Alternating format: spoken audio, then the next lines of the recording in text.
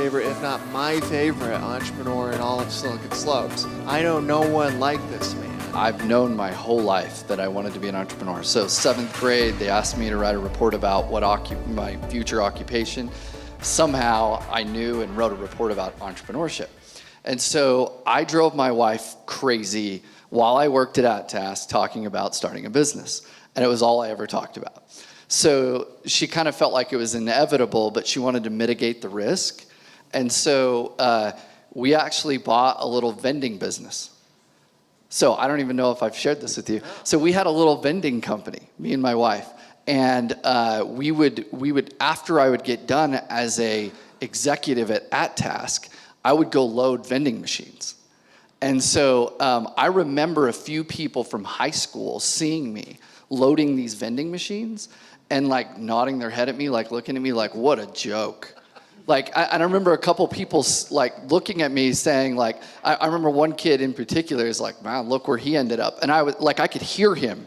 We were in there right there. And I'm thinking to myself like, cause I'm loading a vending machine, and those were like really good moments for me where I was like, I'll store that one. And I think that when you think about really great entrepreneurs, there's this rogue psychology where there's certain things where anytime somebody tells you you can't do something or tells you that you're inferior or you can't accomplish it, it's like you just load that in the back of your brain and you're like, that is exactly the ammo I need for the next success. What that did is it gave me a taste for entrepreneurship without giving up the farm. So I was able to work on that while I had a job. And what I was really doing is just getting my wife's mind around the idea that eventually I was going to quit and go all out. Yeah. And so when we sold that business, I was like, look, it works. And that was the moment where my wife's like, all right, like, I can't hold you back from this. Like, go for it. So that was actually the first business was as a vending business. And so I think if you're currently working at a job and thinking about it, there's ways to hedge your bets and do something entrepreneurial while you're at your job. And I actually highly recommend that, because the next venture I did, I went 2 years without a paycheck. And I started to lose hair and get wrinkles and started to age because it was 2 years of no paycheck. Entrepreneurship, as you know, is mostly just sucks. It's lonely. No one cares what you're doing. And there's this indifference to it, right? So how do you handle that? Those 2 years where no one cared? That's actually a really good question. Like, I think there's two big things you do. One is perspective, right? You can walk into a hospital, see what's going on, and walk out as an entrepreneur who's in that situation, and you're thinking, this is the thing I felt like I was born to do, and I'm failing. I'm not bringing in income. And so the first answer I'd give is perspective, is how you get through it. So you have to dig deep and get a perspective about your life, or you're not going to be able to get to that next level. And the next thing I would say is just keep moving. And I think this is in general with anything, which is just incremental improvement. When you're down and out or you're trying to make it happen, it's that teeny bit of just effort. For example, for me, I remember at PC Care Support when we were struggling to make payroll, and I was like, honey, I'm gonna hop back on my phone and laptop and I'm gonna collect from consumers myself.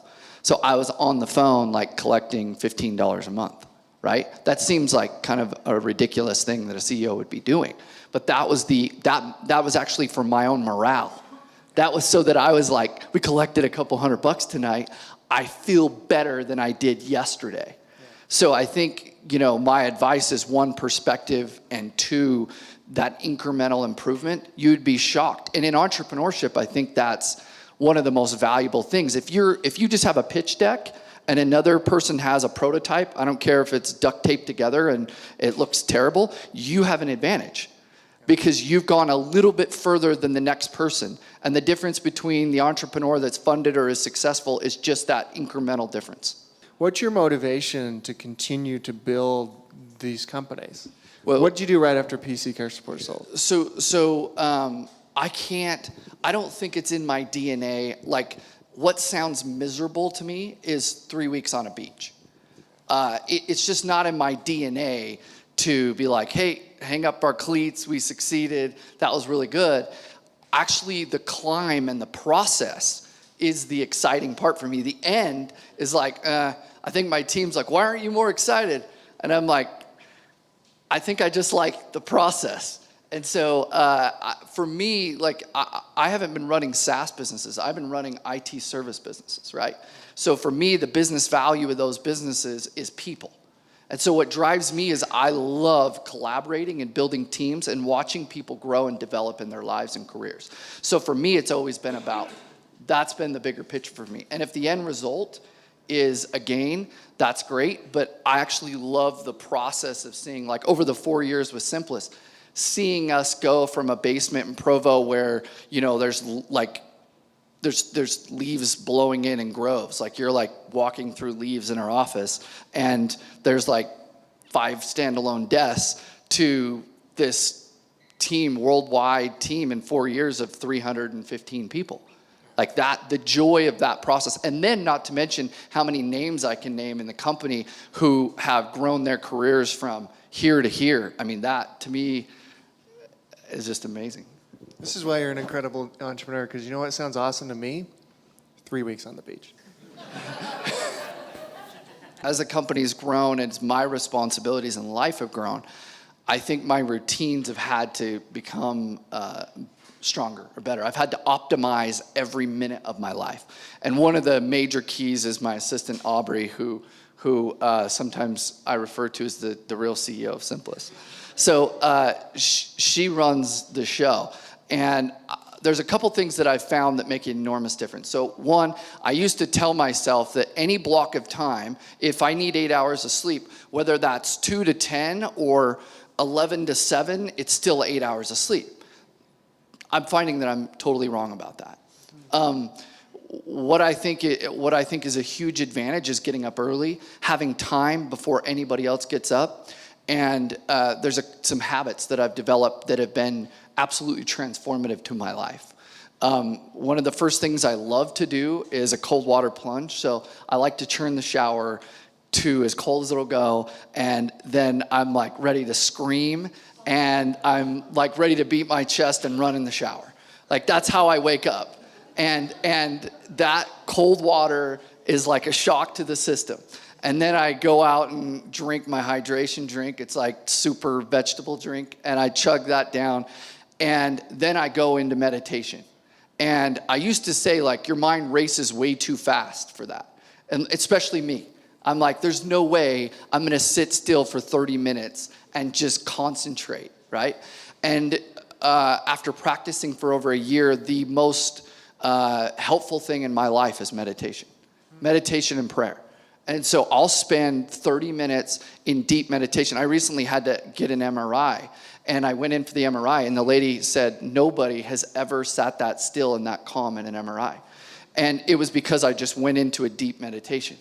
And it was something that I didn't think was possible, but it's absolutely possible. And it's time where I'll take variants to it, but the type of breathing exercises I do and the way I do them impact it. And then I will alternate between imagining my future and the things I want to accomplish, and actually not just thinking, hey, I want to accomplish this, but actually feeling it and being there in the moment. There's absolutely, our minds can be tricked into believing we're doing it right then in that moment. So right then at 6 o'clock in the morning, I'm right there in that moment living it. And I think we can rewire our brains for a better, more positive life based on that meditation time. So I will spend time doing that, and then I spend time with 10 things I'm grateful for. 10 things that I'm sincerely, deeply grateful for. Because then I think you go into every day and you're not, cussing out your car because the Bluetooth disconnected from your phone and you have a first world problem, right? That's not a real problem. But you have like a deep sense of gratitude for whatever it is in your life, and you start the day right. So I think that, those are the first couple things that I'll do to kick off the day. And if I do that process, it's amazing how different everything goes. Then I get ready and I take my little girl to school, and we have the top 100 girl power songs, and we listen to and we scream our guts out, and we sing to the top 100 girl power songs every morning so that she remembers she's got girl power.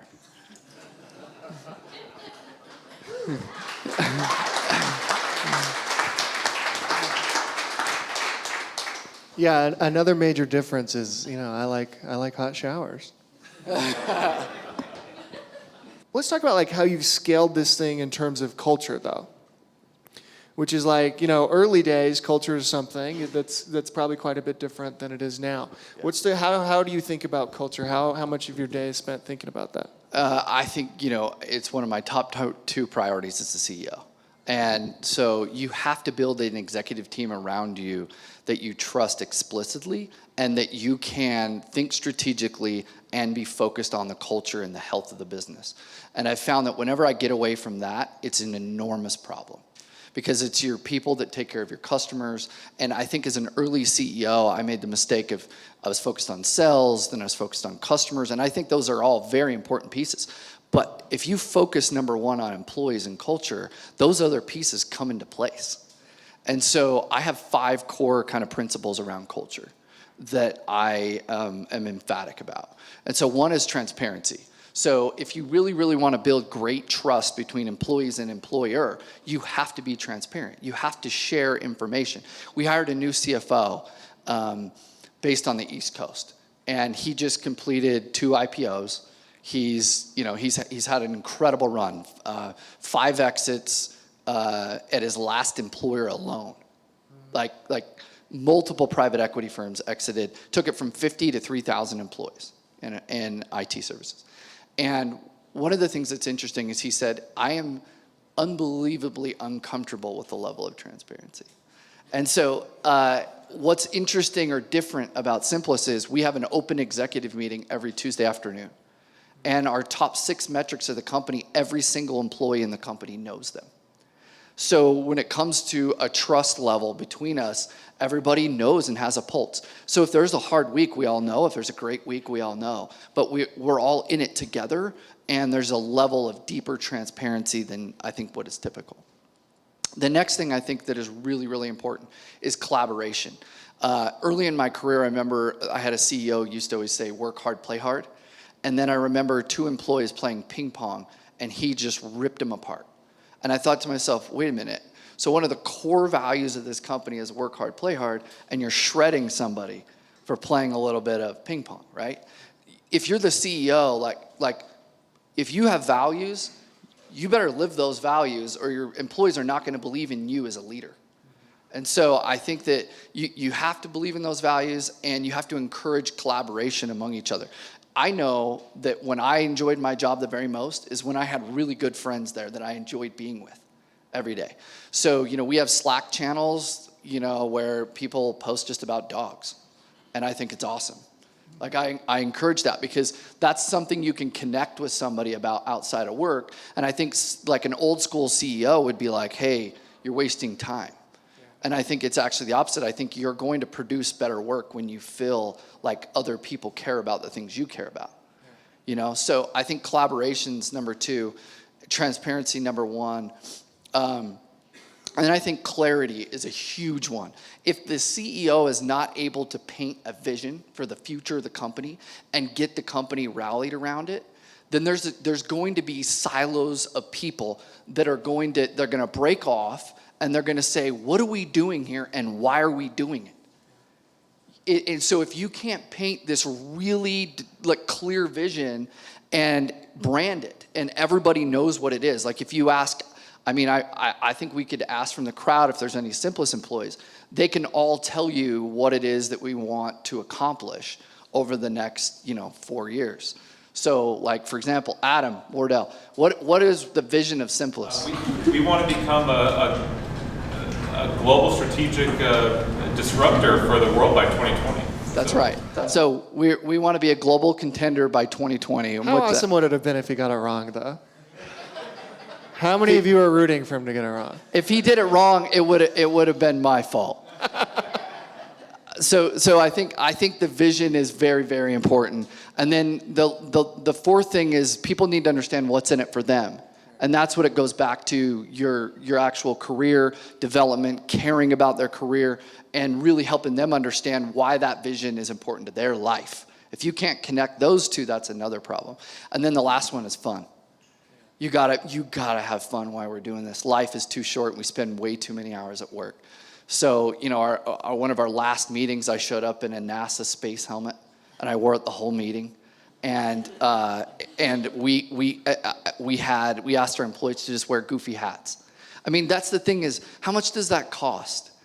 For an entrepreneur to just say like, hey, what do you guys want to do that's kind of fun besides come to this meeting and get an update? That's not that hard to just have fun and enjoy yourselves while you're doing it. So I think that would be my fifth thing, is just have fun while you're doing it, and it doesn't have to be expensive to have fun. You really have like an interesting perspective on how to fund companies. Yeah. Tell us about that. Yeah, so I think I've had funding, like state funding. I've had angel investors, mezzanine debt, near banking, line of credit banking, venture debt banking, institutional venture capital, strategic venture capital, all those different funding options. And I've kind of been through all of them. And I think that any really great entrepreneur needs to understand how they all work and the place for all of them. Because when you're managing your cap table and thinking strategically about it long term, you have to really be thoughtful about, okay, what are the funding sources at this time in my business that are appropriate to scale it? And so, with Simplus, we've used a greater majority of all those funding sources to build out the company. And so I think way too often, entrepreneurs think that there's maybe only one or two ways to fund their business. And there really isn't. There's a lot of great ways to fund your business. And the state of Utah is incredible. I mean, I remember at PC CareSport, they had a bridge program where for every employee we hired at a certain salary, they would fund us some capital. And it was really simple, one-page document. I mean, credit to our current political landscape for that. And there's the Utah Small Business Fund. There's all these other alternative funding sources that are actually pretty incredible. So anyway, I think that understanding them all and then understanding when they're appropriate is really, really important. And I think sometimes venture capitalism is warranted and sometimes it's not. It really just depends on how much speed is, how important speed is to your business. Why do you hate the beach? That was my question. Let me just clarify. I said 3 weeks. 1, 2, that's all right. That's all right. So I think it's partially my DNA. I always want to be anxiously engaged in building or doing something or accomplishing something. And so what happens is inevitably I get excited about something. So the dangers of me being on the beach for 2 weeks is then I end up with way too many ideas to be able to execute in my life. And so I have to focus. And so one of the hardest things for me as an entrepreneur has been learning that actually having multiple ventures or businesses is not the best thing to do. I had to learn that the hard way, where you would look at maybe a Josh James or a Aaron Sconard, they're like 15 years plus on their ventures. I had to kind of like dabble in a lot of things to realize that the most important thing I could do is focus on one thing. So I think focus is extremely critical long-term to the success of an entrepreneur. But I think envisioning your life, once you get there, then doing what I'm doing, you just get more excited to do something bigger, right? I mean, look at Clint. I mean, Clint was down in Provo helping iZeni do marketing 4 years ago and had a vision for Beehive Startups and then Silicon Slopes. And then if you talk to him now, his visions are grand and they're on a national scale, right? He has incredible vision. And so I think that he just gets more ambitious and bigger goals, and that's how I am. I think I remember, and I've always had to have incremental wins. I think some people can just say, I want to build a $500 million business. My first business, I was thinking, if I can build a multi-million-dollar business, wow, I've made it. And now I feel like that's a cute little experiment. And so I think that over time, your goals and ambitions get bigger. Oh my goodness. Please give it up for Simplus CEO.